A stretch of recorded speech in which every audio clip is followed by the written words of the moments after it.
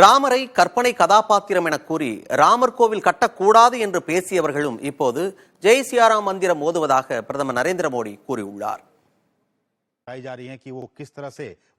ஹரியானாவின் ரெவாரியில் எய்ம்ஸ் மருத்துவமனை கல்லூரிக்கு பிரதமர் மோடி அடிக்கல் நாட்டினார். பல்வேறு திட்டங்களையும் அவர் தொடங்கி வைத்தார். பின்னர் நடத்தப்பட்ட பொதுக்கூட்டத்தில் உரையாற்றிய பிரதமர், உலகத்தில் இந்தியா புதிய உயரங்களை தொட்டிருப்பதாகவும் இது மக்களின் ஆசீர்வாதத்தால் தான் சாத்தியமானது எனவும் கூறினார்.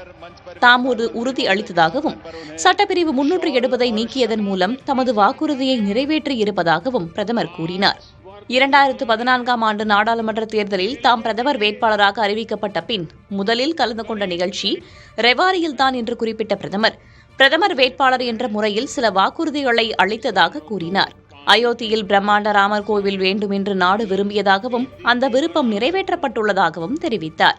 தேசிய ஜனநாயக கூட்டணி 400 தொகுதிகளுக்கு மேல் கைப்பற்றும் என மக்கள் கூறுவதாக தெரிவித்த பிரதமர், ஜனநாயகத்தில் தொகுதிகள் முக்கியம்தான் என்றாலும் தமக்கு மிகப்பெரிய சொத்து மக்களின் ஆசிதான் என குறிப்பிட்டார்.